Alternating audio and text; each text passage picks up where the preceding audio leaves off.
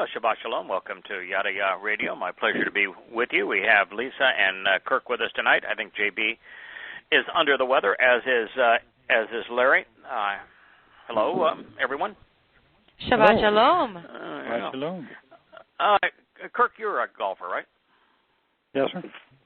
If you were to tee it up tomorrow at a seniors PGA event, swinging it alongside Freddie Couples, for example. Okay. Hitting it long out there like John Daly. Mm-hmm. Have you practiced enough? Are your skills sufficient? Is your knowledge even of the rule book of golf sufficient that you could be competitive and make a productive use of your time? No. Would you be worth watching? Other than for comedic relief. Perhaps. I might break 80. But you've heard of the term. I don't think you pay money to watch somebody break 80. Yeah. You've heard of the term. Yeah, I don't think under tournament conditions I could break 80. I mean, I'll go out and I've shot a 69 before and a 67, and I've had lots of rounds in the low 70s. But if I were to go out right now under tournament rules, I'd probably have to forfeit because I'd probably make some mistake because the rule book is 4,000 pages long, but not quite that long, but it's just ridiculously complicated. That's why golf has lost a lot of its popularity. Rule book's too complicated. Yeah. But I don't know the rule book well enough. I would embarrass myself. Yeah. So it brings me to the single biggest news item of today, and has been for the last week or so, and that's Trump's boycott of our ban on Muslim immigrants. Is it or is it not sane, rational, moral, appropriate to stem the immigration of Muslims into America? I think you should go even further. I like what you and IQ came up with, where you quarantine. Yeah, quarantine. Just don't come at all. Yeah. I think that the only sane response to Islam is quarantine. It goes way beyond no immigration. It's total quarantine. And by quarantine, what I mean is you, rather than American companies, tech companies, and others, GE and Procter & Gamble, for example, belly aching that they are losing access to Islamic markets because the United States picked 7 countries and said we don't want to take immigrants in for those countries. And by the way, it shouldn't be an issue. Why would they need to leave their countries? If Islam is so damn good, why do they need to leave their countries? Yeah. What are they fleeing? And if Islam is so bad, that they have to flee, why are they bringing the goddamn religion with them? But beyond all I have a better idea. I have a better policy. Send them all to Mother Mecca. Yeah, all right. That'd be fine. Now, what was Yahowah's policy regarding the people that were living in Israel at the time of the Exodus? Oh, that was not a good policy for them. They said destroy them all. Yeah, kill them all. So what's Yahowah's view of having people that are infected with a perverted, deadly, demonic... Kill them all attitude and let God sort them out? You mean like that? Yeah. Well, he didn't destroy them anywhere other than there. I mean, he didn't destroy them down in Egypt for that. I care? That's my idea of quarantine. I don't care what Muslims do to Muslims in Syria. I don't care. None of my concern. I have nothing I can do about it, nothing I should do about it, nothing I can do to improve their lot. Bringing the infection here just poisons our home. It doesn't help the problems there. You don't bomb them. You don't kill them. You don't sell them weapons. You don't fund them. You just leave them alone. Yahowah did not care what the perverted religious and political and militant people were doing in Babylon. He just says don't emulate their ways and don't let them into the promised land. He did not care what they were doing in Europe, didn't care what they were doing in Africa, didn't care.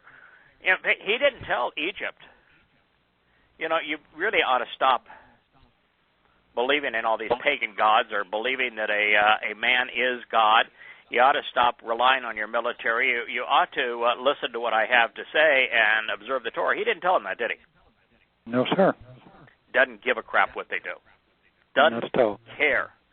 God didn't care what Egypt did. Didn't give them any guidance. God didn't care what Babylon did. Didn't give any guidance. Didn't care what Assyria did. Didn't give them any guidance. But at the end of the day, Yahweh keeps repeating to all these woes to the nations, especially the ones that have had previous interactions with Israel. Yeah, but there's a huge difference, gives them their Lisa.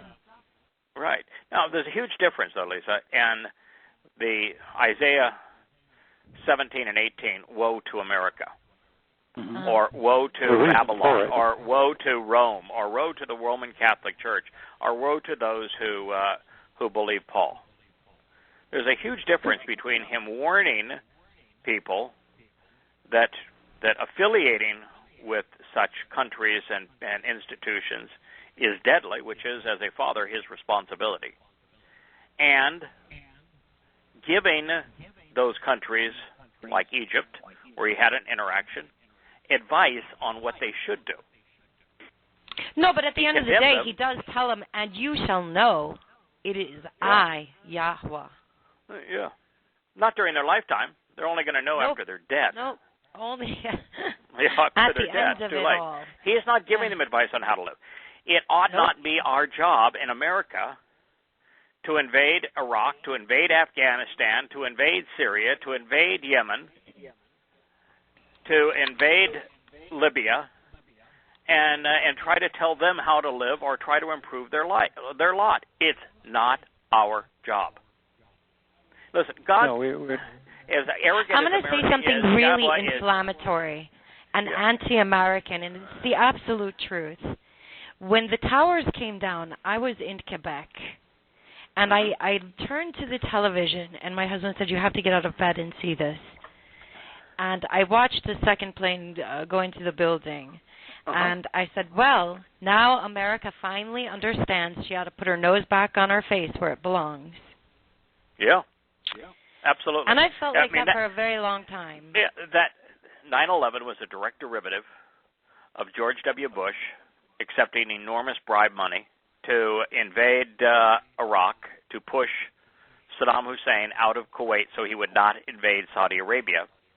And it would have been vastly superior for America and the world had Saddam Hussein invaded Saudi Arabia and conquered it as he did Kuwait.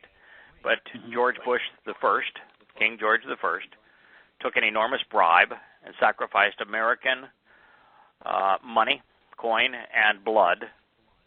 And because we did that, 9/11 happened. It's a direct derivative of us putting our nose in a place it did not belong and making a bad situation worse. That's why 9/11 happened.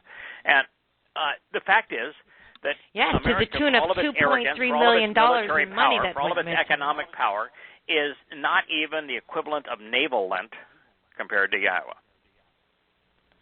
Now, if God, who created life, who created the universe, who is infinitely more powerful and capable than America, made no attempt whatsoever to deal with the Islamic world, why in the hell are we attempting to do it as Americans? It's just stupid. The only thing that you can do with a disease as disgusting, as deadly, as diabolical as Islam, and it is a disease, and if anybody would like to challenge me on it, have at it. You know, if you're a Muslim and you want to defend that goddamn religion, have at it. We'll debate it. Because there is absolutely no way any informed and rational person could come to any other conclusion than Muhammad was, as he admitted, demon-possessed, and Allah was modeled after Satan. Those are the facts. Islam was created as a criminal enterprise. It is a terrorist manifesto. All good Muslims are terrorists. Islam demands that of them. Those are the facts. No, it's a declaration of war on humanity. It began with the Pledge of Aqaba, which is a declaration of war on all humankind. Its first official act was the attack at Badr, the Battle of Badr, which wasn't a battle. It was armed robbery. It was slaughter. Slaughter. armed robbery, a slaughter of a civilian enterprise by armed goons, justified in the Quran and the 8th Surah. When you have a disease as despicable as Islam, in its first 100 years, it wiped out almost half of the Earth's population. Greatest genocide in human history by percentage of people. You have a disease that deadly. You don't bring it into your home. You quarantine it. You don't sell it weapons. You don't invade it. You don't try to cure it. You don't aid and abet it. You don't speak out in favor of it, as these idiot young people are doing with their, I just love immigrants, I'm going to wear the hijab too. You shed your goddamn ignorance. Wake up. Learn what it means to be moral. And condemn a religion that treats half of its population, women, like trash, and that is responsible for 99.9% of terrorist acts committed around the world. You condemn it. You expose it. You condemn it. You isolate it. And for God's sake, you don't allow it into your home to put your children and family at risk. That is like saying, you know what I want to do? I think that the loving, compassionate, progressive, enlightened thing to do is we ought to open every home to terrorists, to rapists, to pedophiles, to mass murderers. That's the right thing to do. Germany thinks so. A pedophile, a rapist, a terrorist, a mass murderer. You know, and if you're a Muslim and you're not smart enough to acknowledge the fact that 99.9% of terrorist acts are committed by people screaming, Allahu Akbar. Allah is greater. And you don't know where Allahu Akbar was conceived at the attack of Kabar. It means Allah is greater than Yahweh, the God of the Torah, the prophets, the Psalms, the creator of the universe. And you don't know that that is Satan's wish list. That is Satan's highest desire to be seen is higher than God. And that Allah, therefore, is Satan. If you're not smart enough to figure out when the Quran says that Allah spends all of his time in hell torturing people, that he sure as hell isn't God. And that God does not pick a rapist, a pedophile, a lying, demon-possessed mass murderer and thief to contradict him. If you're not smart enough to figure that out, the hell with you. Yeah. But when Trump banned Muslims and he doesn't understand why it's the right thing to do and can't support his decision, he makes a bad situation infinitely worse. And it's going to blow up, and it's going to be counterproductive. That's what I mean. You can't go off and even try to do the right thing if you're ill-prepared. Mm-hmm. It is counterproductive to do so. And it's dangerous to do so. You know, we have a lot of people, it's several a week now that write us and say, I've come to know Yahweh, and I'm in the process of coming to know Yahweh based upon what I've read in these books and these translations of his testimony and commentary on it, or listen to these programs, or one of the many sites that takes this program and turns it into a video. And when they come to know that they've been lied to by their religion, and they have friends that are still trapped in that religion, and loved ones and family, and they come to know just how simple the covenant is and how magnificent the offer is, the first thing they want to do is to help those that they love out of Pauline Christianity, or they read Prophet of Doom and they want to help them out of Islam. Now, motivation's good. They want to introduce them to Yahweh. Smart thing to do. But if you're not prepared, if you don't understand who Yahweh is and what he is offering, if you haven't taken his Torah teaching and guidance and incorporated into the very framework of who you are, so that it determines your perspective and your outlook and your attitude, and it's transitioned from knowing to understanding, don't do it. Take the time to prepare. It's just like Trump. He's so full of himself. so cocksure that he thinks he's doing the right thing when he's actually acting in a counterproductive manner because he just doesn't know the truth. The way to deal with something I don't think it's so counterproductive. I don't think it's so counterproductive. If you read Article 7 of his little immigration plan, it's very productive. It's all about how, terrify the people and terror. And how do you get a police state? It's just uplifting the powers of the military police state. Yeah. It is going to backfire, and it's going to be counterproductive. And it's all because you can't approach any one of these problems without understanding, and you have to do things as a collective whole. For example, our war on Islam, for example, the first military action of the Trump presidency was an invasion of Yemen. It was a disaster. An American was killed. 8 civilians were killed, including a young child. We made things infinitely worse by that raid of Yemen. Stupid. And yet he'll go off and justify it. He wants to increase the war on the Islamic State, not recognizing that the war on the Islamic State is exactly what they wanted and was the reason they grew so fast. Before America declared war on them, they were nothing, insignificant. Again, naval lent. Once America declared war on them, they became substantial.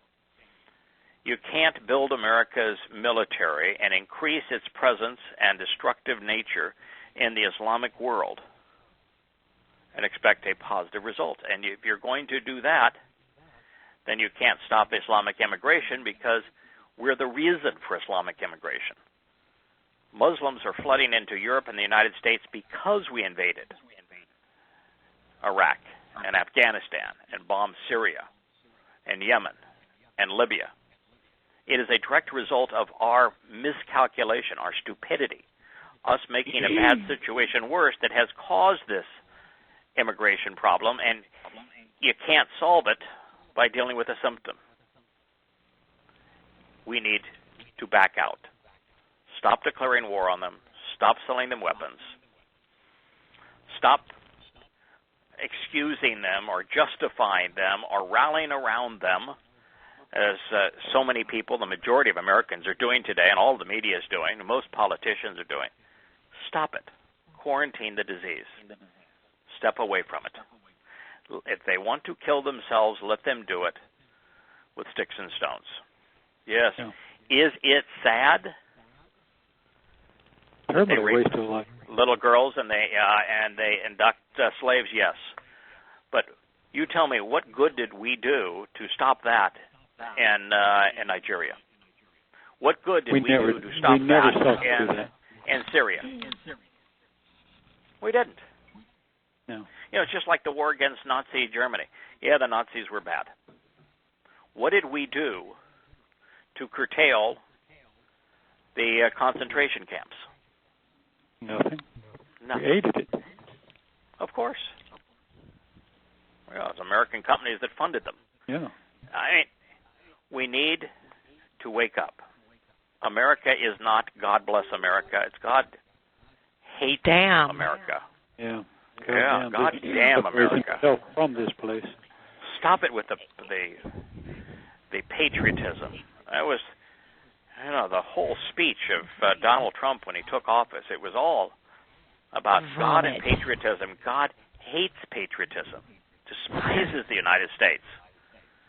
And we are the most delusional people on the planet. Just you know what's even more staggering?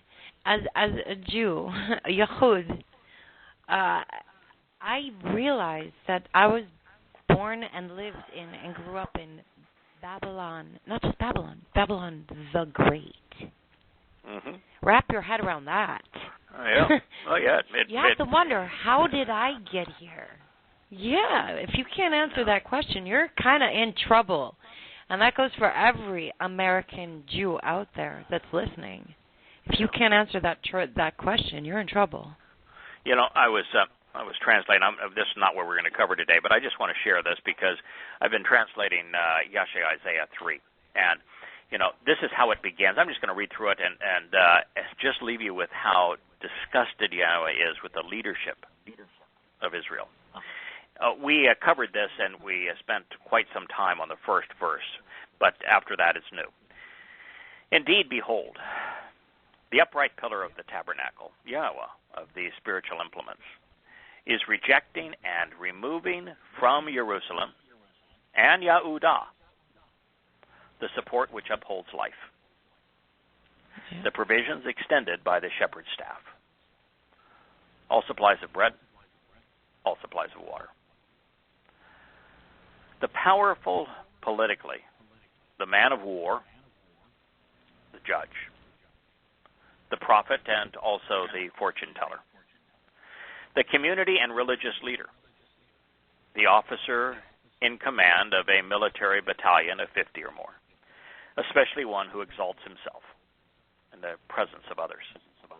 In addition to the counselor who implies that his advice is valuable, and the shrewd, the religious practitioner, and the one who perceives and imparts spellbinding orations comprised of enchanting superstitions. Then I will actually allow, and for a time cause, stammering infants to be their leaders, and immature, petulant children to exercise authority over them, because they are just like them. So the people shall be oppressed and enslaved, individual by individual, mankind by his evil countrymen. The young people will be contentious, defiant, and enraged against authority. Well, did you see the riots at Berkeley yesterday? The elderly in position, especially towards the elderly in positions of authority. And he will bring upon himself and experience searing pain and be despised and degraded, along with those who are wealthy, honored, and distinguished. Then indeed, he will grasp hold of a man among his brothers, of the house of his father. Because of your clothing, you shall be our supreme leader. So let this pile of rubble, which has become a stumbling block, be under your control. But in that day he will say, I will not be dressed up as a remedy, because in my house there is neither bread nor clothing. So you should not make me the supreme leader of the people. For indeed Jerusalem has stumbled and for a time faltered, and Yehudah has fallen because of their slanderous language. Oh my, can you just resonate within you the Shav system that the Masoretes created to slander Yahweh and to corrupt his message? Because of their slanderous message and their actions. Slanderous message Muhammad's slanderous message. It was probably Jewish. Because of their slanderous message and their actions toward Yahweh, especially with regard to their rebelling bitterly against and defying, seeing or understanding the manifestation of his power or presence. Their bias and their prejudicial expressions on their faces testify against them, in addition to them being wrong. Similar to Sodom scorched, they go above and beyond to proclaim this. They do not conceal it or deny it. Woe to the souls, to their souls, because indeed they have brought a distressful and miserable recompense upon themselves. Say to those who are right, indeed truth is a beneficial and appropriate, because they shall consume and be nourished by it, by the fruit of their actions. Woe! For the consequence of being wrong and malevolent is bad, harmful and unfavorable, because indeed it is deserved based upon what has been done by his actions, by his hand, it's an appropriate response for him. My people exploit and oppress. They inflict pain and they deal harshly as a result of their immaturity. So then female influences will exercise authority over them because they are just like them. My people, your guides lead you astray. Of your paths and of your course, and they have thoroughly confused and hopelessly befuddled you. That's where I am thus far. So when you say that Israel has become like Babylon, or if you think that the United States is a living embodiment of Babylon, or that right now there are not a lot of people in this world that God's pleased with, boy, you'd be right. This is that's a pretty heady indictment of politics and religion, isn't it? Yeah, it sounded like our president, too. He says, woe, oi, nafesh. Woe unto your souls. Yeah. And he said that the reason that he was so angry at them, the reason he had withdrawn his support for life, is because they had slandered him. They claimed to represent him, Hashem, and yet they have done nothing to slander him. Yeah, they have slandered him. Yeah, there is nothing more slanderous than taking a name, Yahweh's name, God's name, and replacing it with the adversary's title. What could you do that would be more slanderous than that? That's about as ugly as it gets. About as ugly as it gets. Yep. Yeah. And, God doesn't care what you call him so long as you call him. How could you be that stupid that you'd make such a statement? Speaking on behalf of the Creator. If the Creator of the universe chose a name and revealed it 7,000 times to us, and then said the belittling, the negating of my name is unforgivable, and you make that kind of an ignorant, stupid statement, he doesn't care what we call him. No. Oh, he explains it perfectly. For we toiled evil unto ourselves. He explains it perfectly. Yeah. And then again, you see what I was talking about at the beginning. It is ignorance, a lack of understanding that causes us to bring death into our home, and to exacerbate the plague by invading it and spreading it around the world. And Yahweh said, my people are destroyed because they are ignorant, because they just don't understand. It's diabolical that we have become this stupid. And, the purpose of the program is primarily to share Yahweh's testimony and for us to know who he is, what he is offering, to understand that he proved his existence, that he has a name, his name is Yahweh, that he has a covenant family, and that he has 5 terms and conditions for participating, and they are achieved through the Moed Mikre, the 7 invitations to be called out and to meet with God. And only 7. Only 7. And so that's Yahweh's testimony. It's unchanging. It is everlasting. Same path. It was not replaced. There isn't a new version of it. There never will be a new version of it. And Paul is the plague of death. And like Paul, Muhammad also was demon-possessed and spoke on behalf of Satan.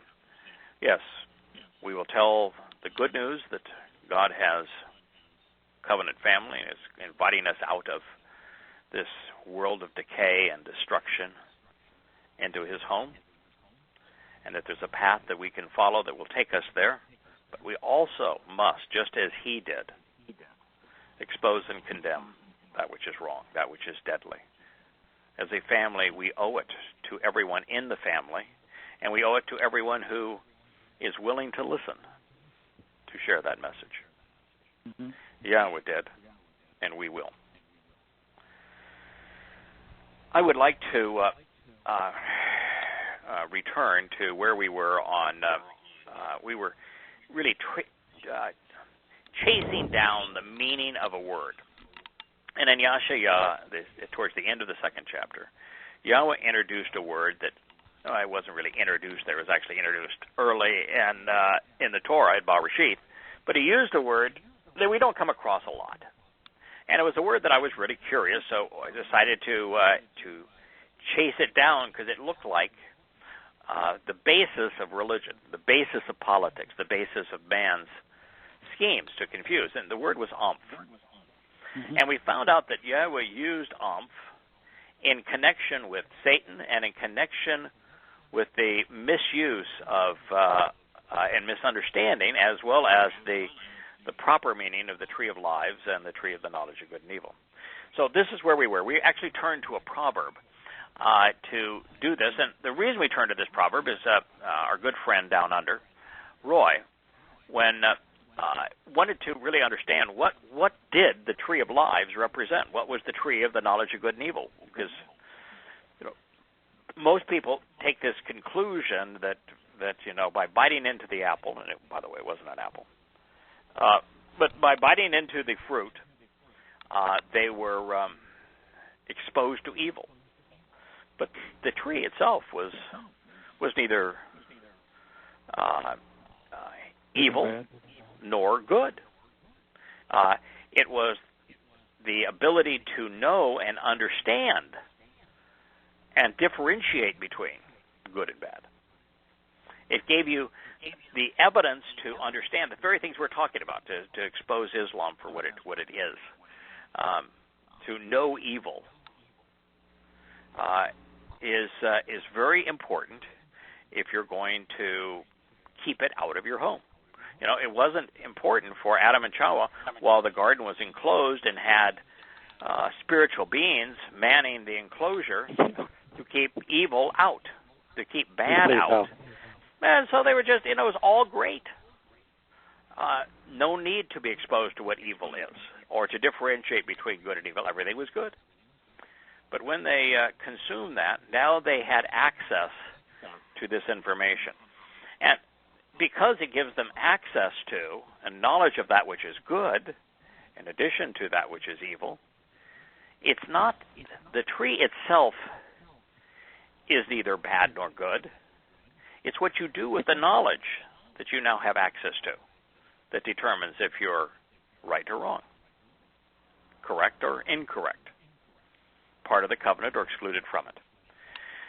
And the thing that prevents most people from filtering that information, even seeing the information appropriately, is umph. And that's why we were dealing with it. And so here's the proverb 11. We had just covered 29 and 30. I'll review them before we go to 31. It says, "And as a slave to foolishness and perversity, he will mock the approach of one with the capacity to reason, the one who exercises good judgment." This is our experience. God told us it was going to happen. We've spent many programs on the Moody Jeff correspondence because so many people say, I've tried to share with family and loved ones and they're just not interested in who Yahweh is. In fact, when you share what God had to say, they actually mock it. Most people mock it. They don't like what he has to say. They don't understand it, or they think the ways of man or Pauline Christianity or their religion or their politics are better.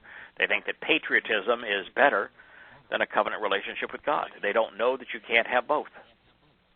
And so they will mock. If you don't salute, stand still, put your hand over your heart and look at the flag in reverence when the national anthem's being played, they'll do worse than mock you.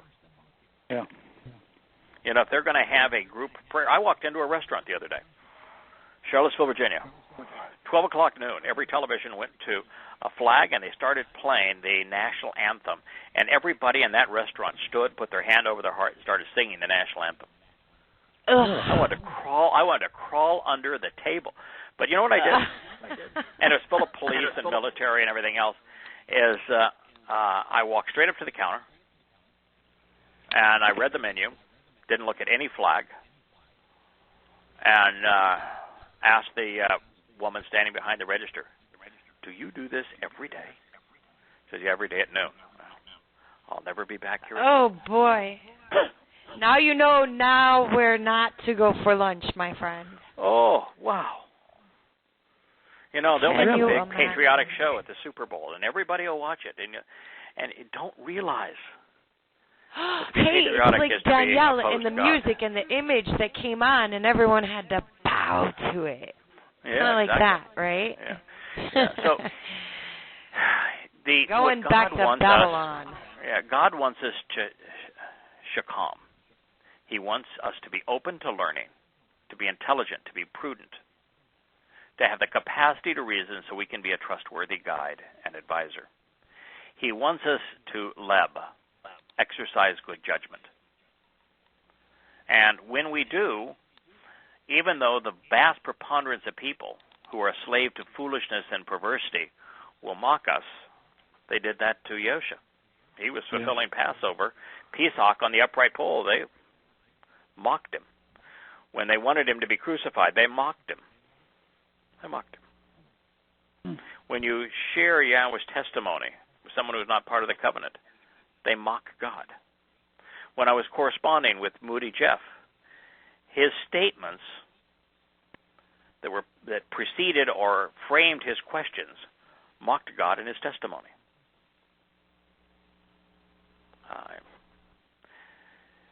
God wants us to do what he did, which is if somebody is willing to listen, somebody states a lie in your presence, you state the truth, expose and condemn the lie. But he also wants us to know that our results will be no better than his. Will be mocked and returned. Then he says, the fruit of being right is the tree of lives. You know, that wasn't just the tree of the knowledge of good and evil, which means we now have the capacity to be right. And that's essential. You can't be right unless you have a choice, unless there's the possibility of being wrong. There's no possibility of being wrong unless you have the knowledge of right and wrong, good and evil, bad and good. And he says here that the product of being right is the tree of lives. Not only enhances this life, but gives you direct access to an eternal life. The tree of lives. Powerful statement. But he doesn't say it's faith. He doesn't say it's 4 spiritual laws. Access to the tree of life, of lives, is granted to those who are right. He didn't say good. He didn't say charitable. He didn't say enlightened. He didn't say compassionate. He didn't say kind. He didn't say powerful. He didn't say rich. He didn't say religious. He said right. Tzedak. And it's interesting in Hebrew. The Hebrew word for right, tzedak, is based on a concept that's the antithesis of religion. You know, if you look at all these riots on behalf of Muslims against the Trump immigration order, they're bowing down. They're bowing down. Bowing down is the signature move of religion. Catholicism has so much bowing, they have a cushioned knee bowing thing in front of every pew. And I still bet they have calluses on their kneecaps. Oh, yeah. You know, Amazon, which is one of the most despicable companies in the world, running a commercial about, an imam and a priest, and one buys knee pads for the other. Maybe they buy them for one another. I've never been able to see the whole commercial. It's so despicable. 2 lost souls in religion, and here's this lost company presenting this as a good thing. It's despicable. Religion is about bowing down, getting down on your knees, groveling in fear of a God who is a Lord. And being right is to be upright. Upright. To stand up. You got to stand up to be right with God. How many symbols do you need? Yeah, no one can be right with God that is bowed down. Yeah. You're wrong with God if you're bowed down. In Mishal 6, it talks about a woman who's obviously the whore. And he says those who commit adultery with her, they don't have any understanding. Mm-hmm. And at the end of the day, she'll always make you prostrate to her. Yeah, it was interesting in that passage in Yeshaya 3 that I read to him. Mm-hmm. He says, they'll be controlled by Isha. Women, yeah. Women. Yeah. Feminine individuals. Feminine influence. Feminazi. And they're going to represent that.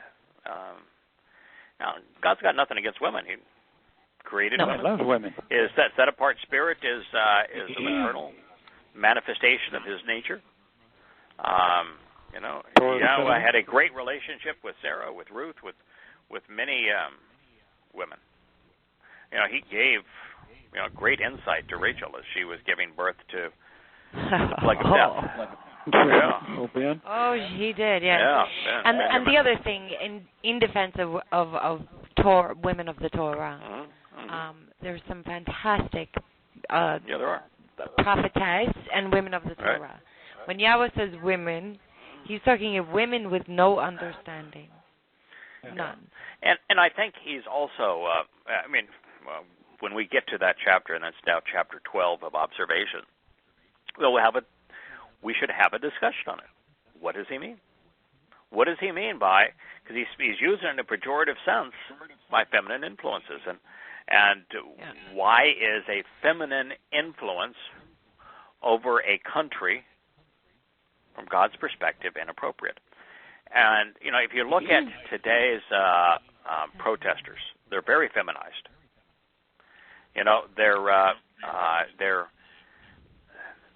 Their entire mindset, like what was the March on Washington that had multiples of millions of women screaming out for women's rights and women's issues. There is an issue there, and I don't want to try to understand God's entire mindset here, but there is an aspect. Easy. It's very, very easy. Who is the statue who sits in wait with a torch in her hand at the head of many waters, welcoming your poor, your tired, your this, your that? Yeah. Who is Lady Liberty? They've come to liberate the Muslims, don't you know? They've come to liberate the women, don't you know? They've come to liberate you. Right. And it's Lady Liberty. We're going to spread democracy like it's syphilis all over the world. Yeah. Yes. Lady Liberty. Yeah. I was looking at my there's a website that shows individuals, gives their background that have applied to law school and what they got on their LSAT, what their GPA was, and which law schools accepted and rejected them. And as I was reading this, it made me sick. It has been ruled that affirmative action was unconstitutional. It's clearly unconstitutional. If you have an ounce of moral fiber, that affirmative action is unconstitutional. You can't discriminate based on race, and it's discrimination based on race. And unfair. And race and gender, affirmative action. So I looked at this, and I wanted to see, which schools my son was likely to get into. And what I noticed is that 100% of the acceptances into schools where the LSAT score was hugely below their norm, and the GPA was substantially below their norm, 100% of them were African American women. Ooh. And so I told my son, you ought not, and if you were rejected and you had a LSAT score and GPAs that were higher than their norm, 100% of those were Caucasian males. 100%. Without exception. Really? And so, 100%. And so what I told my son was, I don't know why you spent 6 years getting a PhD in medicinal chemistry. You should have majored in being an African-American woman.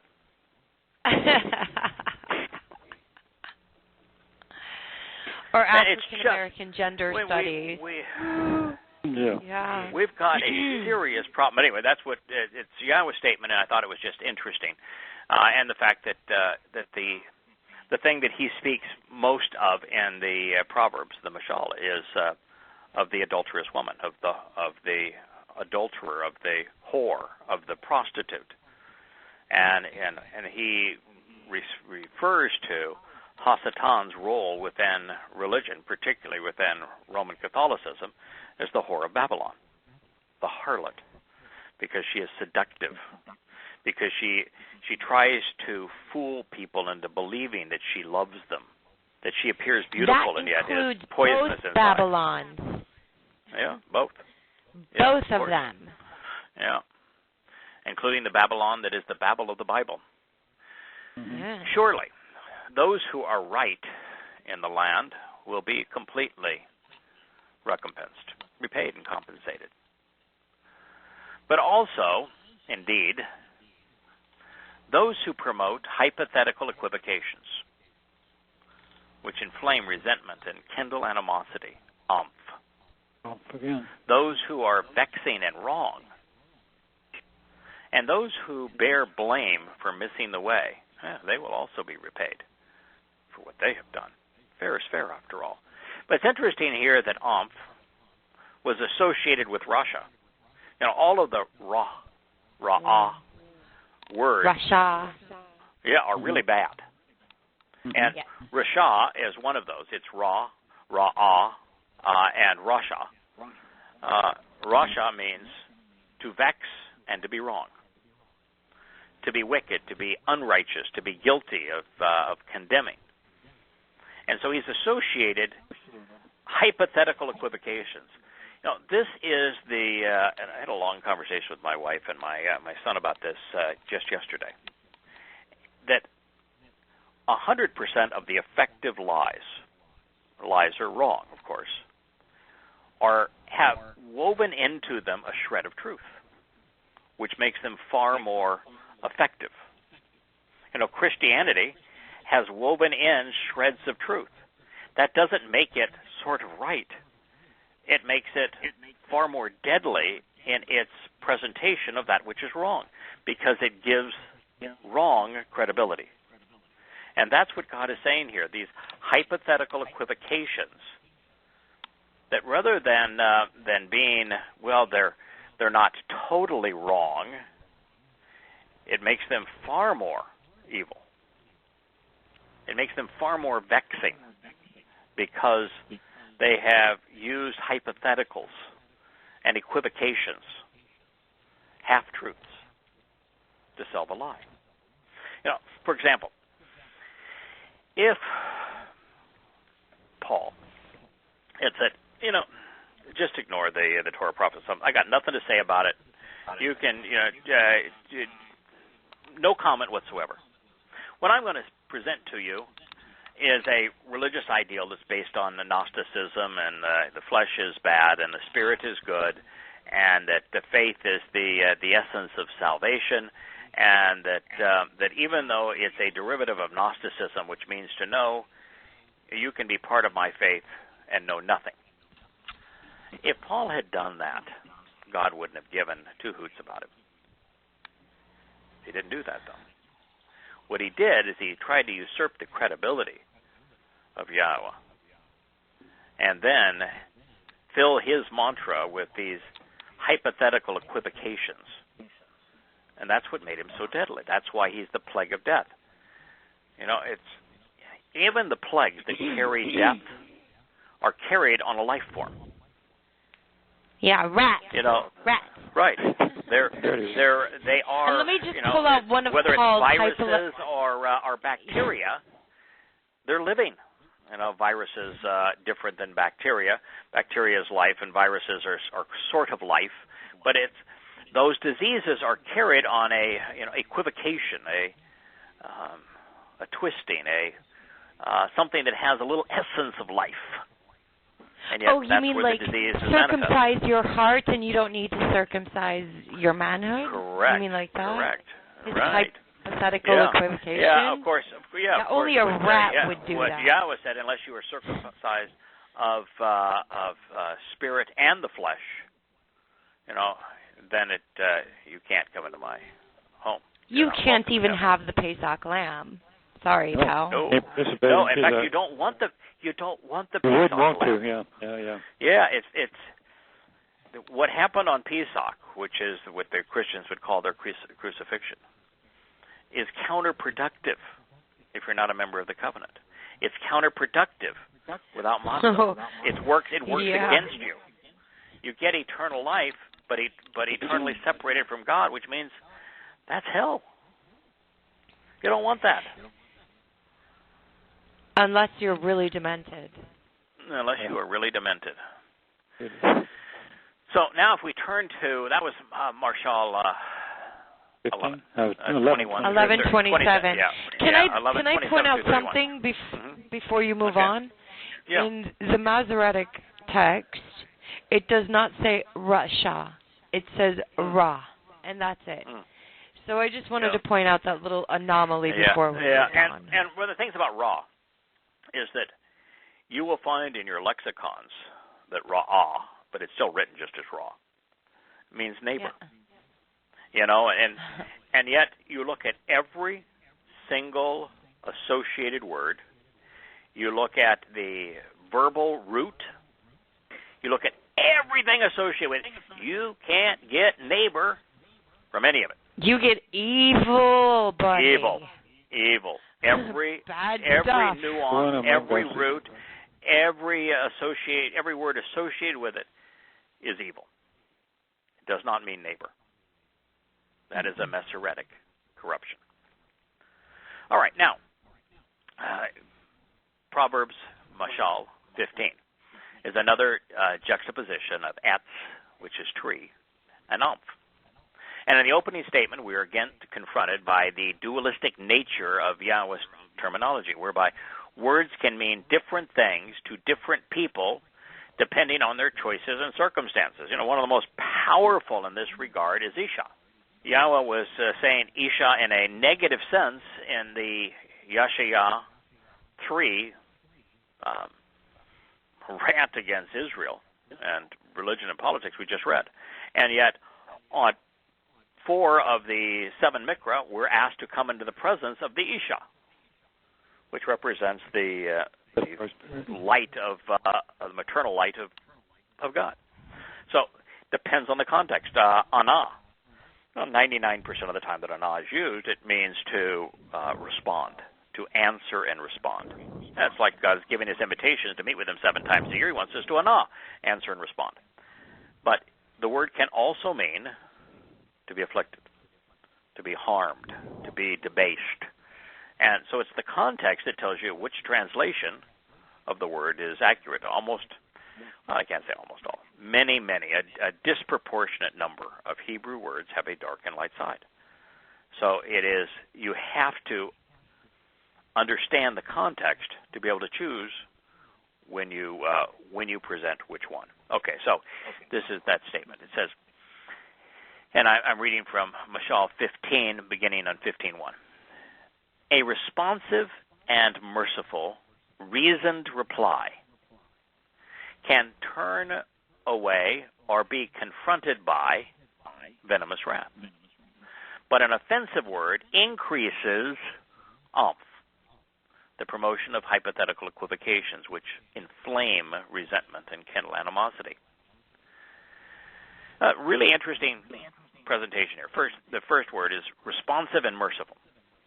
And, if you look it up in your English Bible, you're going to see gentle. And the word means responsive, merciful, gentle, positive, kind, all of those things. But mana'ah is ma plus ana. Ana was the word we just talked about, which means to answer and respond, to testify as a witness, is to ana. Ma is typically the Hebrew interrogative. At most uses it means to this is a question. So it will, they don't have question marks in Hebrew. Ma was used to introduce a question. In this particular case, the juxtaposition of these two speaks of a reasoned reply. And you might say, wait a minute, question and testify and respond. How do you get from there to reason? Well, the only way that you can reason is to question. If you don't question, you can't reason. Why did God name Shaul? Question him. You need to question him. In fact, that's what it says in Chabauk. Question him. You need to. If you don't question something, God even wants you to question him. I do all the time. Fair game. Question him. It's asking questions that leads to understanding. It's questions that lead to answers. If you don't ask a question, you're not going to get the answer. If you don't seek the answers to questions, you aren't going to learn anything. So, would you enjoy this class if nobody asked you anything? Right. Yeah. So this is. Would you even understand if they were following you? Yeah. Right. To question and to testify as a witness, Ma and Ana is a reasoned reply. Can turn away or be confronted by. Now this is interesting. Shub is to turn around, and by its nature of turn around, it also means to confront. You're going one direction, you turn around, you're going away from someone, shub. So turn away, but by turning the opposite way, you can also confront. And it doesn't tell you which one. You have to choose from the context, and in this case, I think both are appropriate. So it can turn away or be confronted by venomous wrath. Chima, poisonous anger, hostile antagonism, and indignation. But an offensive, a painful, troubling, and difficult word increases the promotion of hypothetical equivocations and kindle animosity. Larry is not probably listening tonight, but doesn't feel strong enough to participate. Larry knows that one of the very few places that he and I would disagree was the use of pejorative language. One of the very few places. And I'd say, it's counterproductive. And while God doesn't care if you swear. He really doesn't. Swear all you want. Doesn't care. God's got no statement that says do not swear. He doesn't care. The language he considers cursing. Right. Calling him Adonai or right. Lord. Well, that would be that he hates. But Larry never did that. But he would often end a conversation by using a pejorative term to describe the person that was taking the idiotic point of view. And I got a number of letters, even from covenant members, that just had a conniption fit over that. And my response to Larry was, what you do overall is spectacularly important.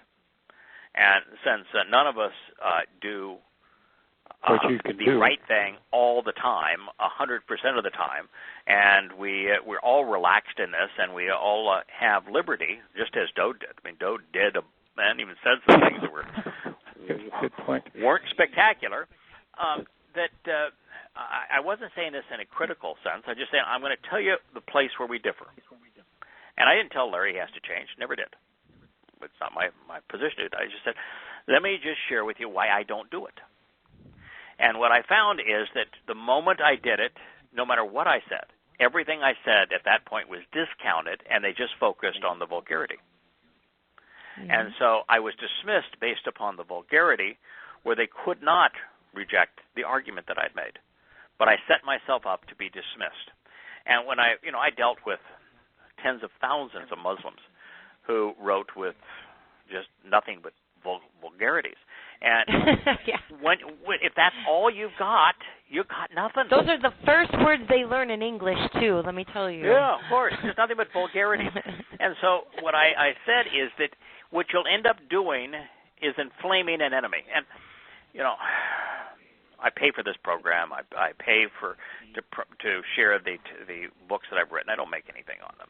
And the last thing you want to do is pay to be attacked. The Moody Jeff thing. I mean, he flipped me the bird. He wrote very harmful, hurtful, demeaning things. And I think maybe he had a little off towards you. Yeah. So you say, why am I taking my time and pain and devoting myself to this experience of being abused? And you realize that there's just no reason to bring it on yourself. Don't exacerbate it. So a lot of times I'll see something that is really written by somebody that's just way lost. I just won't respond to them anymore. And when somebody in the covenant family wants to correct them, I says, don't do them. Just leave them alone.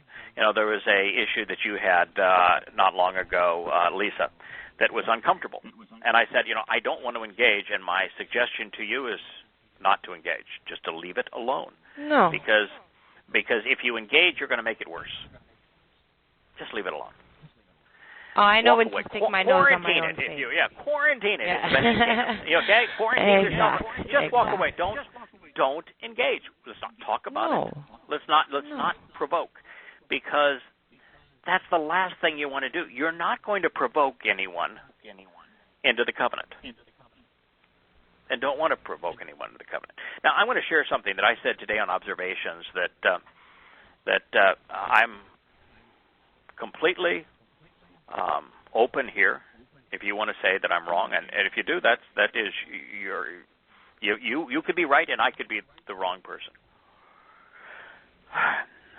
It's a good friend, somebody that I care deeply about, is working with Moody Jeff and trying to answer his questions, and sees positives there, and is walking him through the books that I've written, and views our correspondence as we got under each other's skin.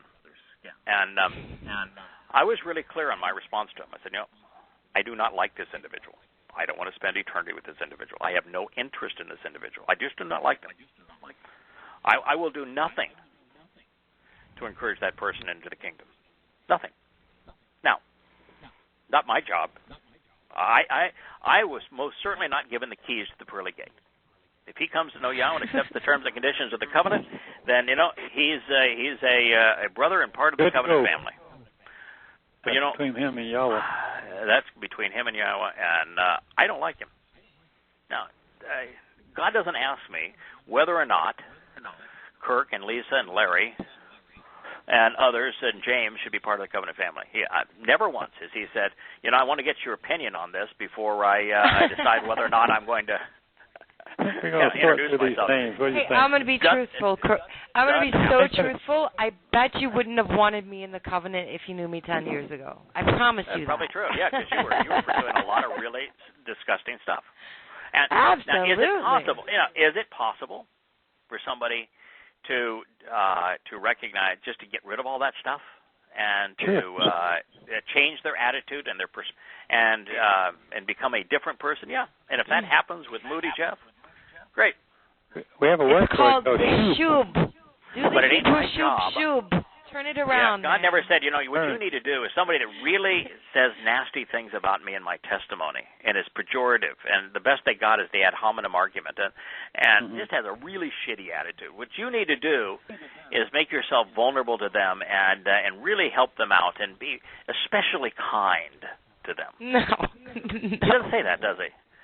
When Dode was speaking of those who were opposed to his relationship with Yahweh, did he once say, "Hey, Yahweh, I would really like you to help my enemies out and just to help me be kind to them"?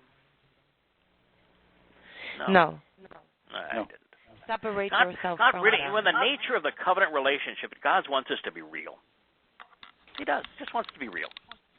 Don't blow smoke. Don't pretend to be all loving. Even God's not all loving. Don't blow smoke. Don't pretend to be. I don't like this guy. But I want to tell you, I have absolutely no influence, nor do I want to have any influence on God's relationship with him if he wishes to establish one with him. And if he does, then, he'll change, and, then we'll get along just fine. But as I know him now, I don't see anything that tells me that I need to go help him. I mean, I've already spent 10 hours. I got an FU for it. I just, no, thank you. And you don't see Yosha saying, hey, to the people that were giving him a hard time, the religious leaders, or those who were judging him at the trial, you don't see him say, okay, let's do a reboot.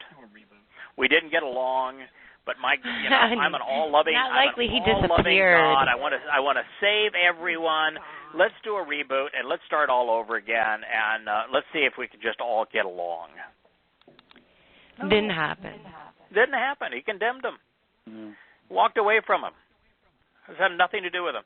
When the Christians at the end of the Sermon on the Mount say, "Hey, Lord, Lord," and they said, "Listen, no one calling me Lord, Lord is going to get into heaven. No one." And they said, "Oh, but you can't keep us out. We did all these wonderful things in your name. We built all these great things. We drove out demons in your name. We did all this great stuff in your name." He says, "No, you didn't. I don't know you. Get away from me, those of you who are Toraless." No, he didn't say, "I'm going to give you a second chance. Yep, you blew it. So you're a little confused. Maybe I should have loved you a little more. Maybe I should have made it a little easier to find the truth. Maybe I should have made it simpler to be part of the covenant. Maybe I should have been more accommodating. Maybe I should have graded on the curve. Maybe I should have let you in based upon your effort." He didn't say that, did he? It's like a criminal standing before you going, but, I. No. Get away from me, those of you how who much are Torah. I do not know you. How much forgiveness you want? When does it end? You ought not even be seeking forgiveness. I don't seek forgiveness. Do I have a lot of stuff that needs forgiven? Yeah, absolutely. I don't seek it. But they do. I need to seek it. Yeah, they do. I don't seek salvation. Thank goodness I don't do that. I'd be neurotic. Oh, God, yes. Do you ever find Dode seeking salvation? Moshe seeking salvation? Yahshua seeking salvation? Noah seeking salvation? Oh, God, save me. No, they responded to some instructions. That's what they did. Right.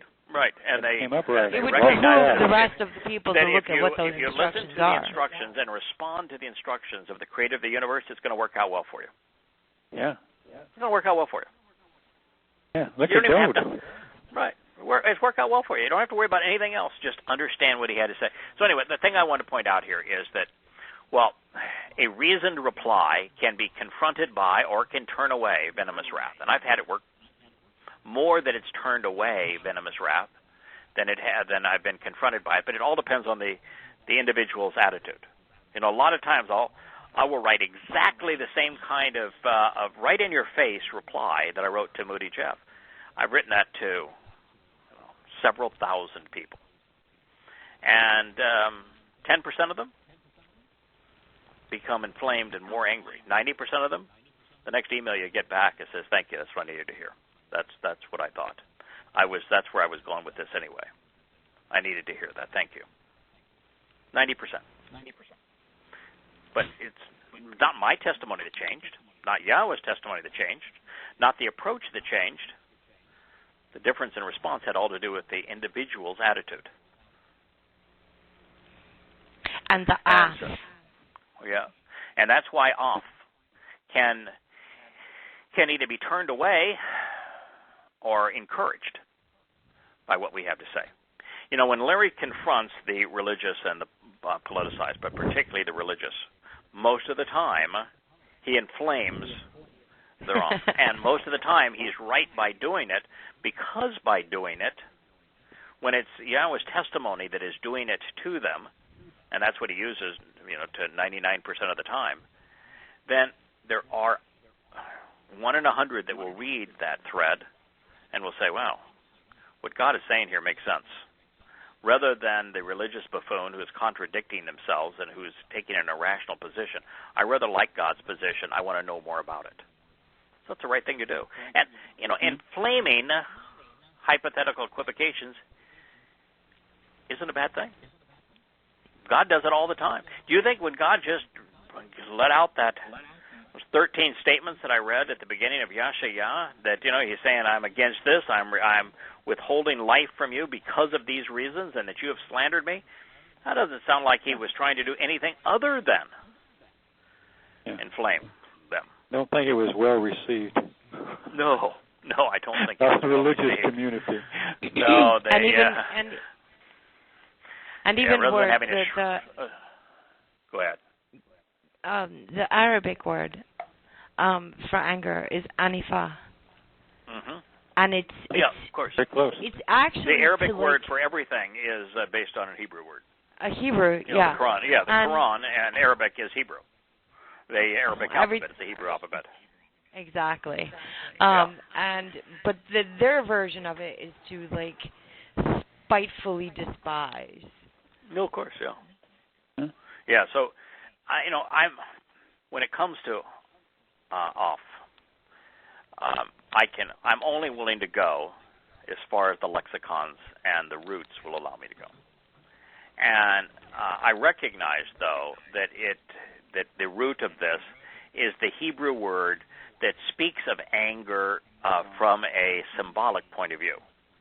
And it's one that Yahweh uses all the time, which is to inflame one's nostrils. When you're snorting through your nose, you're so mad, you inflame your nostrils. That's the visual of off.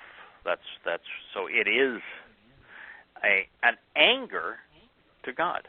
So when Hasatan used this technique in the garden with Towrah, then he was showing his animosity to God. That's when he says, "I'm going to be above the Most High." That's showing your animosity to God. Yeah, it sounds like the bull in the bull ring, doesn't it? It does. Oh, exactly. That is, and the bull, of course, is a satanic symbol. Yeah, that's probably. Exactly.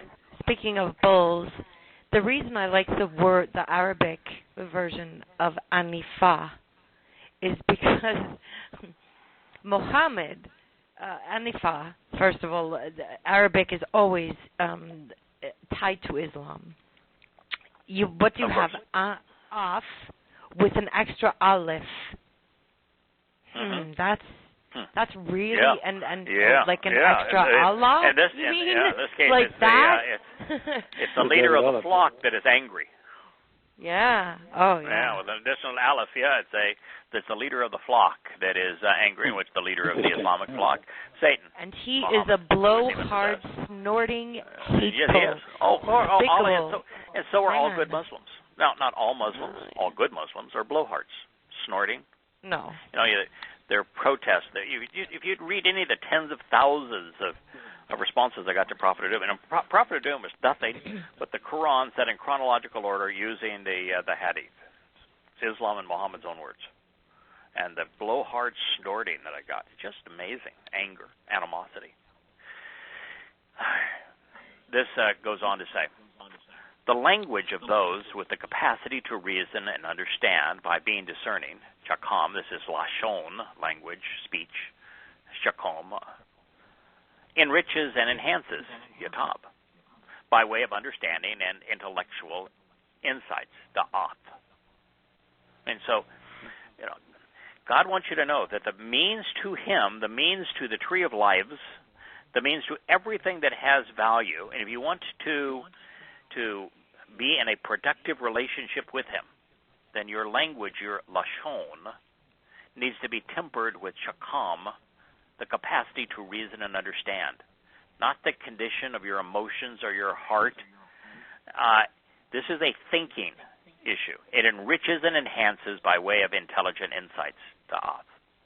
But then he says, but the mouths of the ignorant and irrational fools, Kasil, the confidently stupid and belligerently rebellious. But you talk to a person who's religious or political, patriotic. You talk to any of them. They represent Kasil, ignorant and irrational people. These people that are rioting all around the country or protesting, they're self-contradictory because they're talking about love and compassion when they are extraordinarily hateful. Yes. Yeah. And they want tolerance when they are wholly and completely intolerant. And they're chanting. If you need to chant a slogan, if you're chanting, there's something desperately wrong with your message. And they're chanting. Just go, what a moron, you would chant. Ignorant and irrational fools. To be patriotic is to be ignorant and irrational. Wait a minute. How else are you going to liberate? How else are you going to liberate Muslims if you don't chant freedom and smash a window doing it at the same time? Right? I want you to tell me, when has a Muslim been liberated? When they stop being a Muslim. Yeah. I had one that came close. They have His to get name was out IQ. of an Islamic country. That's true. The language of those with the capacity to reason by being discerning enriches and enhances by way of intelligent insights. But the mouths of ignorant and irrational fools, of those confidently, stupidly, and belligerently rebelling, the arrogant dullards, profusely belch out perverted foolishness. Yeah, you're not going to speak ill of my church, of the Church of Jesus. You're not going to. I'll stand up for that. I'll fight for that. You're belching out perverted stupidity. You either have baby God or dead God. Oh, but they don't perverted just do stupidity. It with stupidity. They do it with utter confidence and haughtiness. Oh, I know. Yeah, I know. It's just amazing. The arrogance of ignorance. When I was listening to everyone talk about how Trump was wrong about Islam and how we in America has to take everybody in, and what I called it was institutionalized ignorance. Political correctness has caused the nation to institutionalize ignorance. It's pervasive, by the way, also in Europe. It's institutionalized ignorance.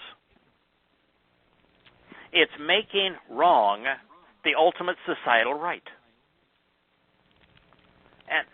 And you have women's groups protesting on behalf of Islam when Islam is the most ruthless doctrine ever perpetrated on women. There has never been a more demeaning, debilitating religion or political mantra in the history of humankind than Islam. And yet women who consider themselves liberals promote Islam. Yeah. Advocate on behalf of Islam. Doesn't blow you How away? can you be? It's institutionalized ignorance. To be politically correct, you must be wrong. To be enlightened by society standards, you have to be ignorant. It's amazing where we have fallen. And when I watched this play out, it just struck me. What do you do in the face of universal, institutionalized ignorance? Where even the people that were standing up for Trump because they were somehow part of the alt-right, even they were wrong. Wasn't anybody that was right. Do you remember all the shows you did on pedophilia in the Catholic Church? Yeah. These people wouldn't walk away from Catholicism? Yeah. How could you be that? It's the same thing. I spent most of my time in a city point? that most of the private schools are Roman Catholic schools. You say, what kind of a parent would be so perverse to take a child to a Roman Catholic school? How could you be that bad a parent? Why would you put him in that much danger? Even if nothing happens to him, why would you even put him in that much danger? They had Trump has a new Supreme Court nominee, and he talks about his faith and God, and he's got his undergraduate with honors at Cornell, and he 80% of the Supreme Court was indoctrinated at Harvard, and yet you hear a person that has this stellar education, and they're not smart enough to recognize that faith is stupid. Faith is belief in the unknown. And you go, what could be wrong with you? How could you be so stupid? To be educated doesn't make somebody smart anymore. The education is more about indoctrination. In every place where people take a stand, the eyes of Yahowah are observant, keeping watch over the fiercely troubling and wildly harmful, in addition to the agreeable and the enjoyable. Now, you might think, well, this is proving that your conclusion on God not being omnipresent, you're wrong. He says everywhere. Yahowah's eyes see this. No, it's very specific. Everywhere people take a stand. Makum. Makum isn't just mean stand. Makum is used specifically of what took place on Mount Moriah. It's used specifically of what Yahweh did to lead the way through the Moed Mikre. It means to take a stand and to stand up based upon an understanding of what Yahweh is asking of us, of what He has provided for us, of what He is offering to us. That's makum. That's the word that is used. Sounds like only one place. Yeah, and it's a very localized place. It's a very localized word, like a localized state of mind. You've heard kumbaya? Yeah, I was thinking that. Take a stand with Yah. Yeah, stand by Yah. Yah. Take a stand with Yah. Makum is based upon that. It's ma again, which means to question, which is to reason, to think, and stand. Two words together. And so if what we're doing here, we're taking a stand on behalf of Yahweh. He's paying attention. And He's not just paying attention to us. What did He promise in the 91st Psalm? That He was going to also pay attention to those that are hostile to Him and therefore to us. Because, if tomorrow I'm going to take my granddaughter to an aquarium. I am not just going to focus on my granddaughter. I'm going to keep my eyes open for anything that looks like it could be a threat to her while we're downtown at this aquarium. It's my job as a parent. I'm a grandparent, but still that is a requirement. This is what Yahweh is saying, is that when His children, His covenant children, are taking a stand, He's not only watching over them because He cares about what we're doing because we care about what He's about. We're doing what He wants done. He's also keeping an eye on those who would do us harm because they hate Him. So it's not about omnipresent. He pays attention to, and He listens to, and He speaks to, and He guides those who take a stand on His behalf, the makum. Very powerful statement. Calm and composed language. So, marpe, restoring and reconciling, unemotional and even-tempered, healthy and healing, sound and profitable language is a tree of lives. But duplicity and deceit create fractures and fissures with the spirit. Ooh. Marpe, interesting word. Yeah.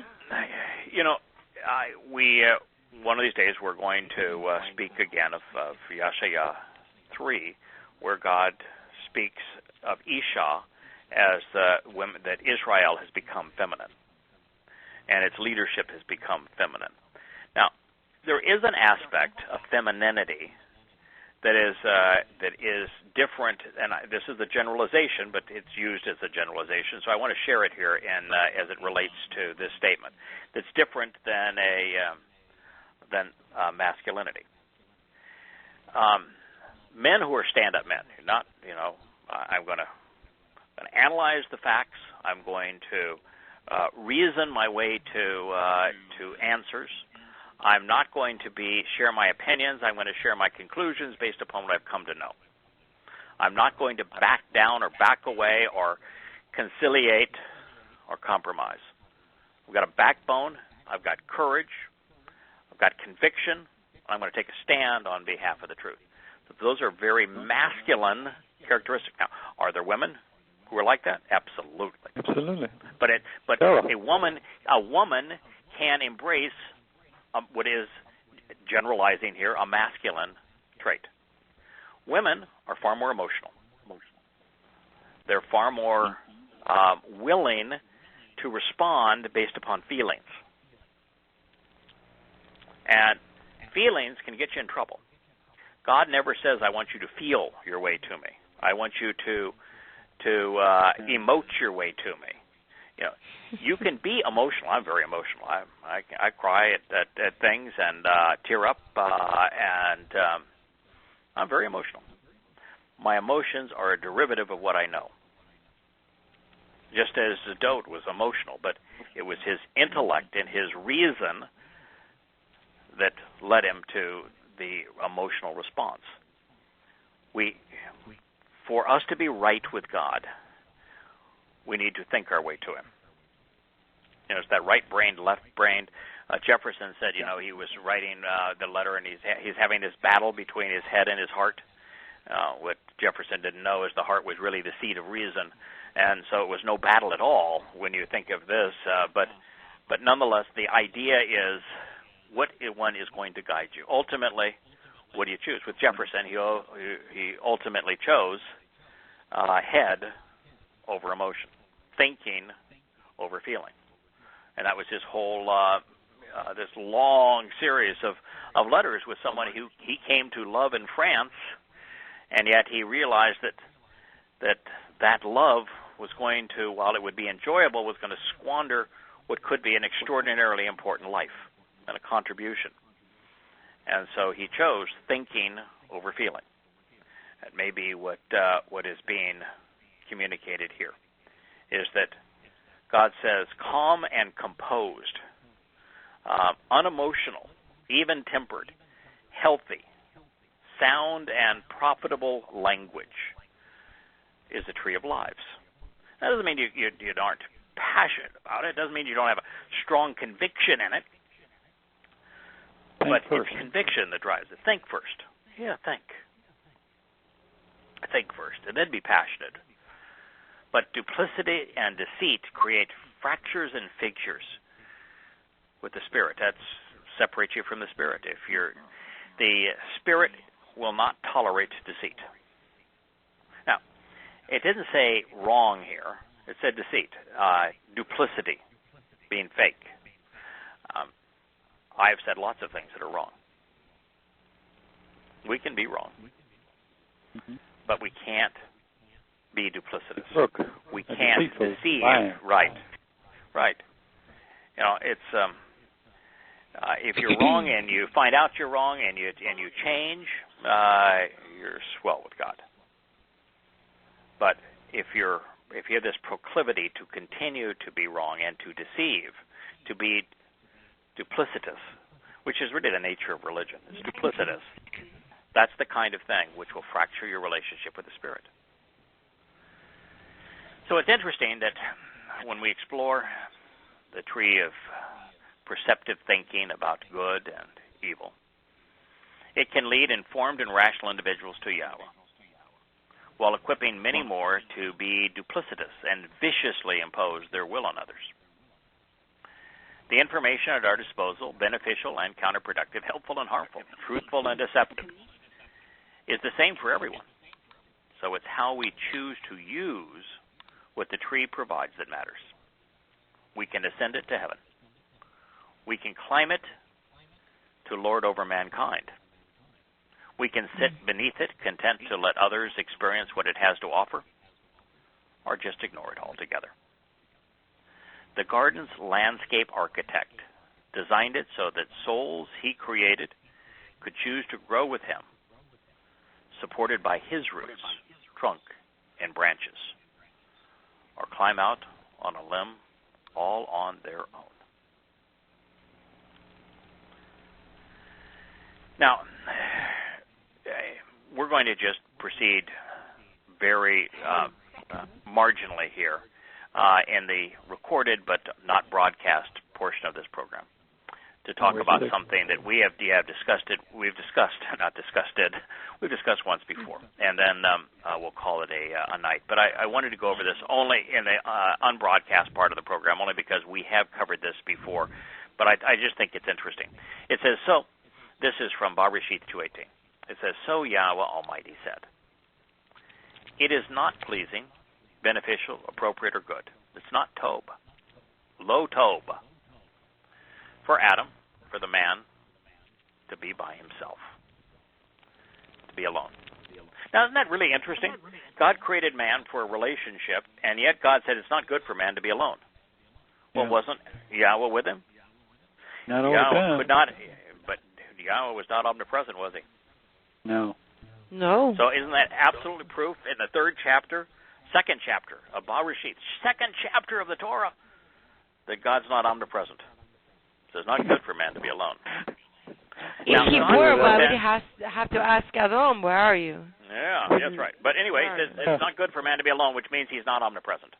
Now, beyond that, so absolute proof that Yahweh was not omnipresent. But beyond that, God could have solved that by just being with Adam 24/7. every moment of every day. We're all three married. Marriage is a good thing. Wives are wonderful. Husbands are wonderful. To be with anybody all the time, every day, in every possible way, isn't. If my husband sat on top of my head 24/7, I would be neurotic. Oh, of course. Come on. You know, and that goes for any marriage. I don't care who you are. We should look at Eden as a guide to a lens for which us to look out to what eternity is going to be like. Yahweh is not going to be with us all the time. No. When we go out and explore and we go out and experiment, when we go out and play, He's not going to be with us every day. You won't have anything to tell Him when you come back. Right. We're not going to be in a situation. Right. Yeah, look what I found. Let's come back and share. That's when it's fun. And so that's the way He was with Adam. But He said, that means that Adam is alone. Like, just because we're not going to be with God every moment of every day for every nanosecond, doesn't mean that we're going to be alone, which He says is not good. Man, like, you want to drive somebody crazy, put them in solitary confinement. We can't handle it. We're not geared with. It'll drive us insane. He says it's not good. He's telling us that solitary confinement would drive you insane. So God did not choose to resolve that by being omnipresent, being with Adam all the time. No, He created a companion. And when we go out, there'll be days that Kirk, you and Lisa are going to go out and explore a solar system and say, boy, we can have some fun now. There'll be days where Terry and I go out and we bring Larry along and say, let's go have some fun over here. Bet we could do something that'll be entertaining. We're not going to be alone. No, that's why we have a family. That's why we have a family. That's exactly right. So Yahweh Almighty said, it is not pleasing, it's not beneficial, not even appropriate or good, moral, pleasant, enjoyable, or desirable for Adam to be by himself. Labad hu. I will act and prepare for him one who provides support in accordance with his needs, not with my needs, with his needs. With Adam. Yeah. Ezra Ka, one who is suitable,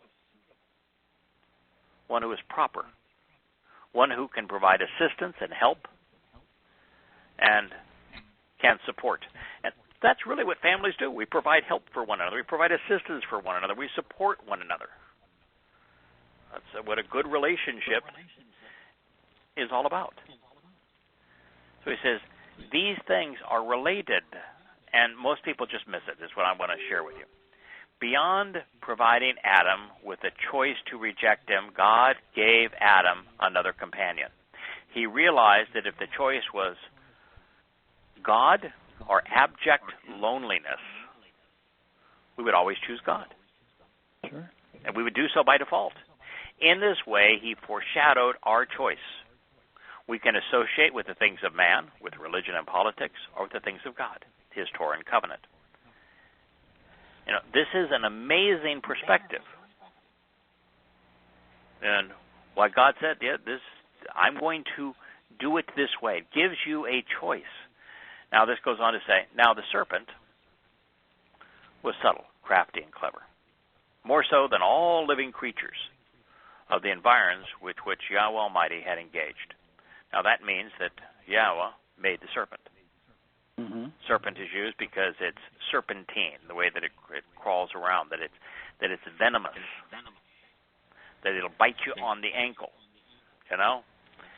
where you would walk. It's a serpent. God created him. So God created this means to corrupt and deceive. Now the serpent was subtle, crafty, and clever, more than all of the living creatures of the environs which Yahweh Almighty had engaged.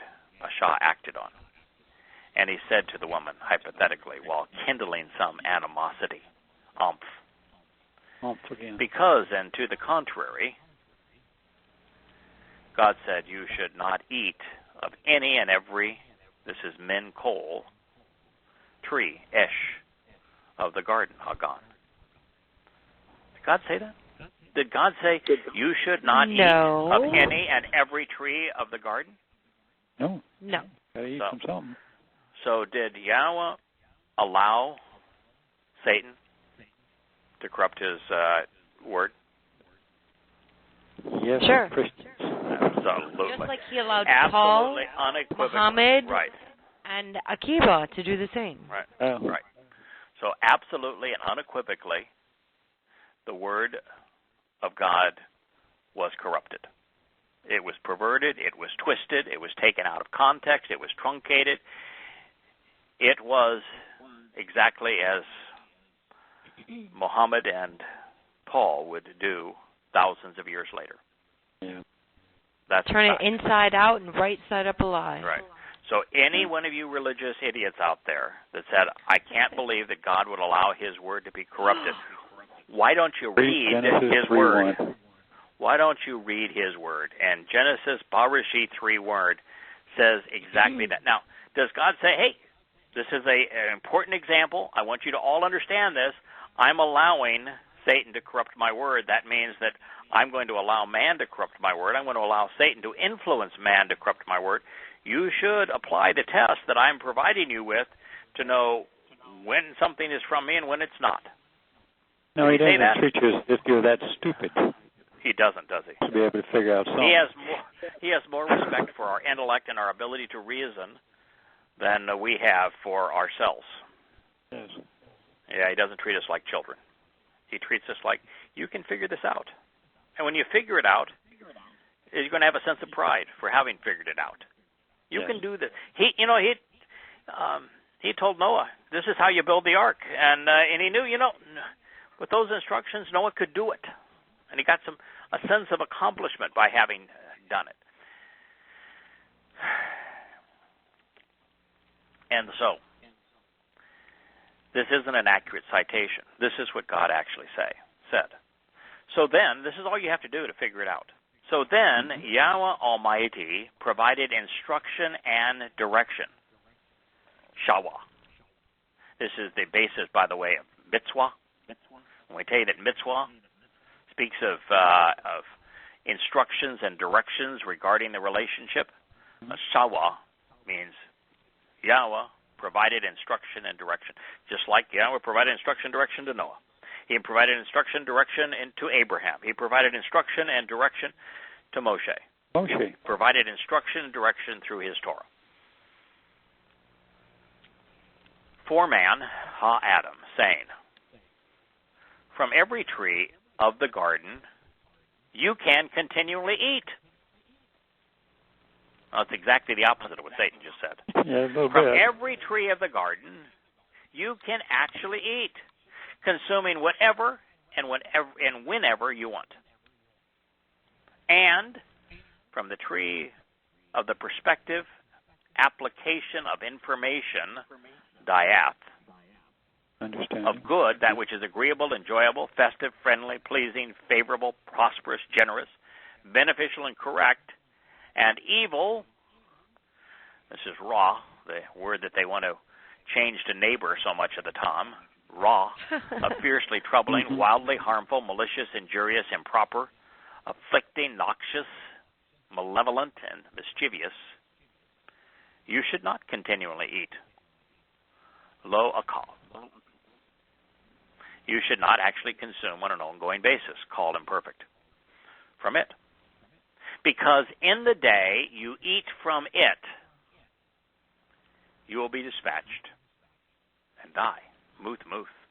You'll be sent away and lose the attributes necessary to sustain life. May be killed, become absent of life, perishing, possibly destroyed. So Satan's out of context, truncated, and an accurate rendering of Yahweh's instructions defines what it means to be arum, cleverly and craftily, subtly and cunningly, trickily and treacherously shrewd, and slyly hypocritically, while kindling some animosity, conditionally harboring bitterness, while inflaming resentment, revealing one's overall displeasure with their situation. It isn't a game to be played without concern, because the consequence is death. It brings us right back to the Moody Jeff. You take things out of context, you misapply them, you misstate them, you misframe the issues, and you will have a wrong attitude, a wrong perspective. And those things God himself can't fix. Because you ate from the wrong tree. That's all there is to it. Right. One of the things that we never do, and I have been, while I have a lot of flaws, I've been disciplined in this regard. I never, ever cite something out of context. If you want to understand what God has to say, you need to consider it in context. When you take it out of context, when you misrepresent it, when you change his words, as Hasatan has done, which Paul did to create Christianity, which Muhammad did to create Islam, when you do those things, you become the plague of death. You're going to die. If you believe, if you consume that which represents taking things out of context, misrepresenting God's testimony, inaccurately, wrongly conveying his message, the moment you do that, you begin the process of dying. That's his message. It's very powerful presentation there. And so many insights can be gleaned, but to glean them, to understand them, to benefit from them, you got to think about it. That's probably the most thorough observation of the tree of good and evil or knowledge I've ever read. That is it isn't, none of it's hard. The reason we came to this was twofold. The covenant is a family. We all make contributions. Mm-hmm. I had a friend down under. We have a friend down under. Really smart man. And he took upon himself to do a study of the tree of discernment, of that which is beneficial and that which is counterproductive. And he came to some interesting conclusions. I read his review of it and his analysis of it, and I said, I think there's something there. And then I came to this word, umph, that I decided, I'm going to figure out why this word is used in this context, and then find out that the word was used to describe the way that Satan corrupted the testimony of Yahowah. And when you do that, and then you realize that it's used in conjunction with, because it follows immediately upon Yahweh's depiction of the two trees, particularly the tree of the knowledge of discernment, of that which is right and wrong. If you just think about it, God will lead you right to that which you need to know. There was nothing there that took any profound insights or great understanding. It was all there. His words led to these conclusions. I agree. I think it is profound. But it's profound. The realization that it's profound was dished right up to us. God led us right to it. Just follow. Sure, and there are two trees. Either you can bow and put gifts to bribe your children under the Asherah tree, or you can go to the tree of actual discernment. There are two choices.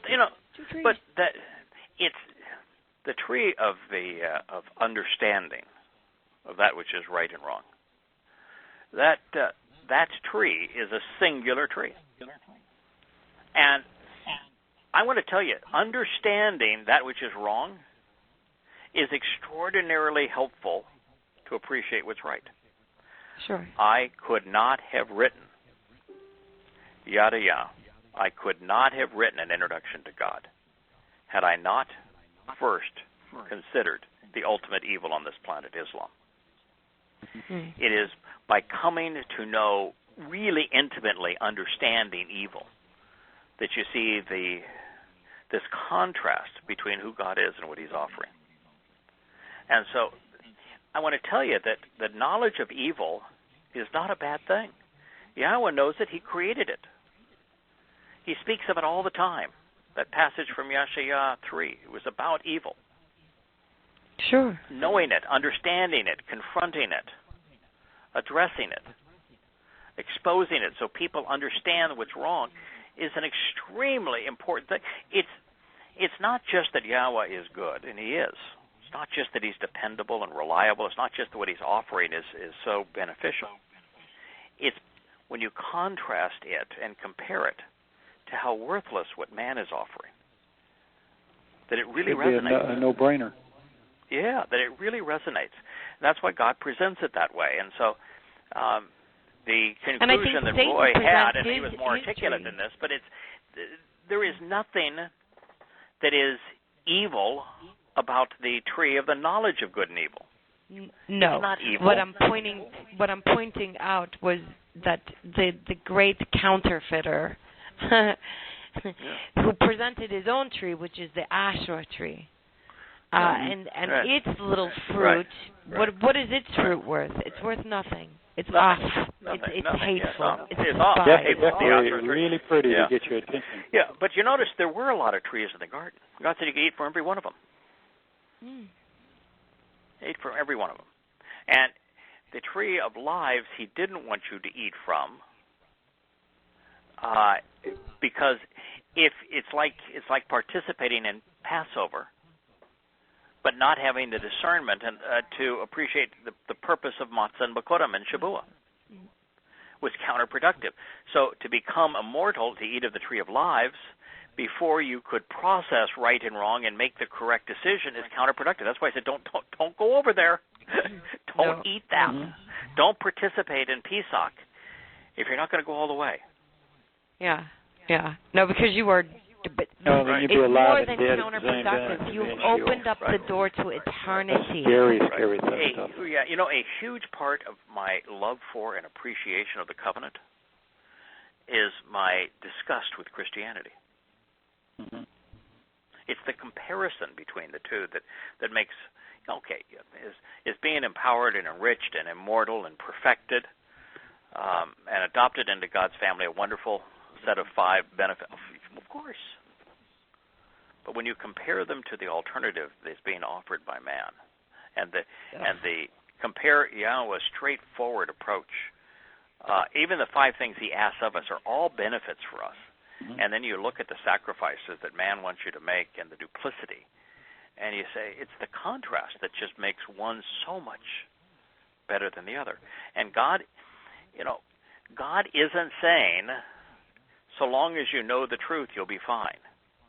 No. You've got to separate yourself from the lie, which means you need to know the lie to separate yourself from it. The covenant requires us to walk away from Babel. So you've got to know what Babel is.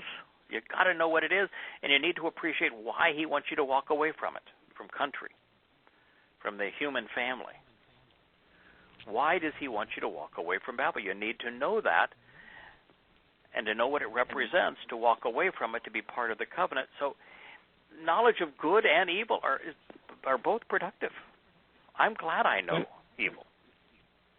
But it's not, you can't get tricked. You can't get tricked if you know it. Right. How can you know bring on anybody who wants to debate Islam with me. Bring on anyone. There's no one who can present it in a favorable light. Not based on what I know and understand. Knowledge and understanding are very powerful things. And even if there's anyone that can present a Christmas tree to you. Right. If you did not know, for example, that a viper had debilitating toxins, and that the brown recluse could kill you, and you allowed your children to go out and play with them and among them, it would be very unwise. Yes. Knowledge of what they can do is one. Knowing that you shouldn't let your children go out and play with a pride of lions, or to see if they can make friends of a pack of hyenas. It's prudent.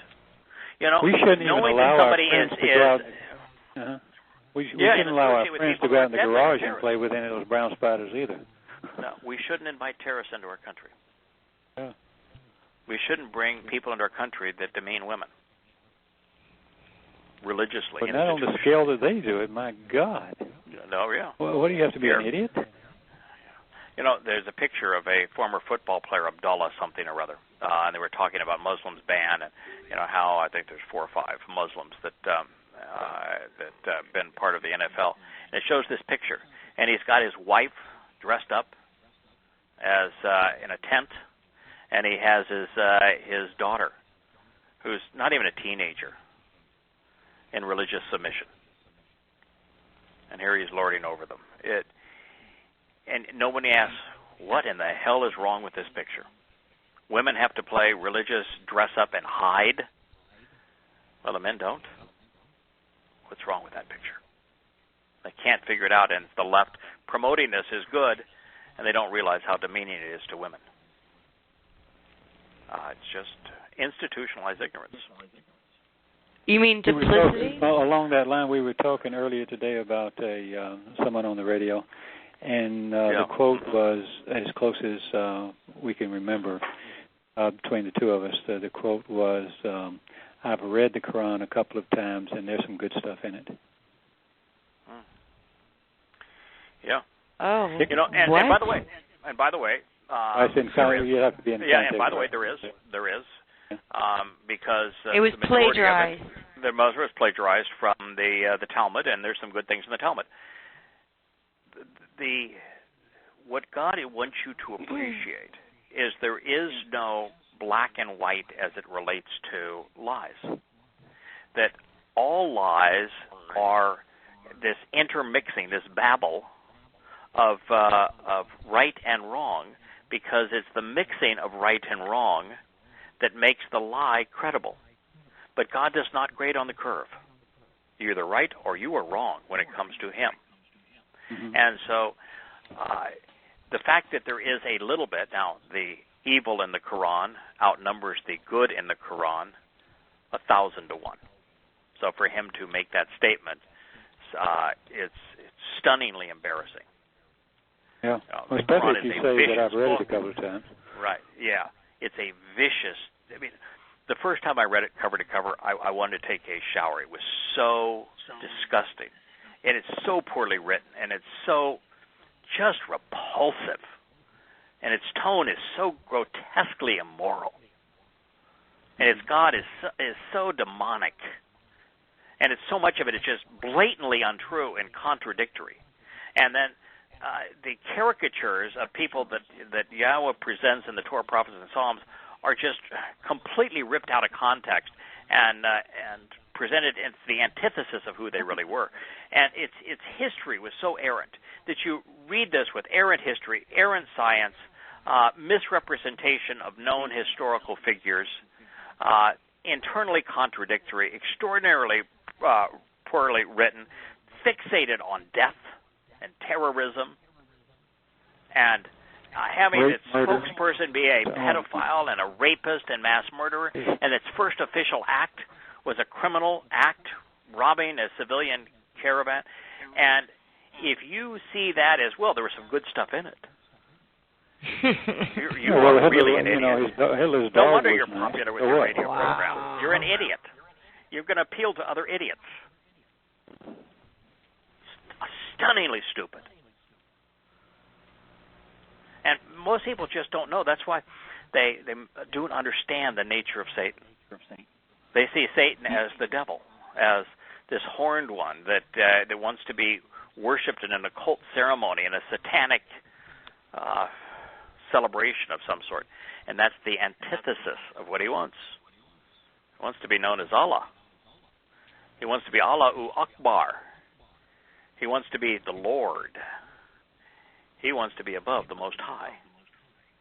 And they just don't get it as to how, since he's not creative, he's a malak. Therefore, he has no free will, and therefore he is not creative. All he can do is counterfeit. And what a counterfeit strives to do is to change that which is truthful just enough to make it fake. And we constantly bring up this point. If you have a counterfeit bill where 99.999% of it is accurate and 0.001% of it is inaccurate, what is the bill worth? 0. Right. it's not worth 99.99% of its face value. And as a matter of fact, it's worth far less than nothing. Mm-hmm. It'll put you in jail. Absolutely. It's counterproductive. And that's the nature of all counterfeit lies. Religions are counterfeits. Muhammad claimed that his Quran confirmed the Torah. He wanted to usurp the credibility of the Torah. He used the characters in the Torah to create this guise of credibility.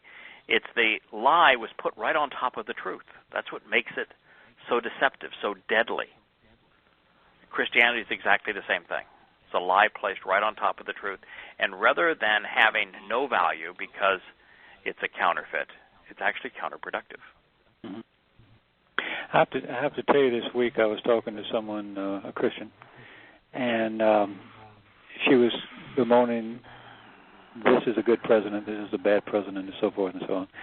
And I told her, well, we shouldn't have any leader, and that kind of true. And I said, now go back and read Samuel first, and ask yourself what Yahweh said to Samuel, and tell me what he said. And I told her, what she's going to find there. And she actually did. And she said, he really doesn't like kings. No. They just don't know. They are absolutely that quote, my children are lost for lack of knowledge. Is, gosh. Yeah. It's pervasive. And people say, well, how could people live without a government? I don't have a government. We have a plan. Right. Yahweh gave us a plan. I'm not mistreating anybody, not harming anybody, not dependent on anybody. You can live quite comfortably, quite nicely, very extremely happy, productive, fulfilling life without government. And if you renege on a contract, I have a source. He's called a shafat. I can go over and plead to the judge and say, look, I got a claim against this guy. Help us settle this deal.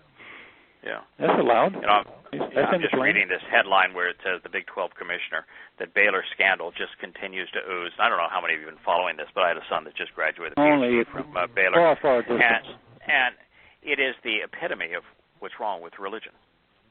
It's a Christian Baptist institution. It is owned by the Baptist Church. It's run by the Baptist Church. And that this institution promoted, condoned, covered up grotesque acts of sexual violence and blamed the victims. Yeah, and never took responsibility. And the people that were the most responsible are still there. And they try to hide the truth, never reveal the truth. It's the exact opposite of what God's about. You said that was the best presentation you've heard of the conditions in Eden and what those trees represent. God doesn't hide the truth. It's right there for us. Yeah. Right there for us. Yeah. But these religious institutions are all about hiding. There was something else that came to my mind when we were talking about Af. There's a not just a place, but a name throughout the Mizmor, Asaph. And I haven't looked into it. It just occurs to me that maybe I should do a study. Yeah, absolutely. I'm going to have to bow a little bit early tonight. Oh, I'm sorry. I need to go as well, but we'll bring that up on our next program. I will tell you that every time that you feel led to do a study of a word, it pays dividends. You grow. 100% of the time. Sure. Never had it do anything other than, wow, am I ever glad I did that. Off was a great example. We chased a rabbit. But look where it led. Look where it led. There's many wonderful one insights. quote I'll leave you with. Eusebius, I wouldn't quote him on anything he said, but he said one thing that Terry found out one day. He said the greatest, the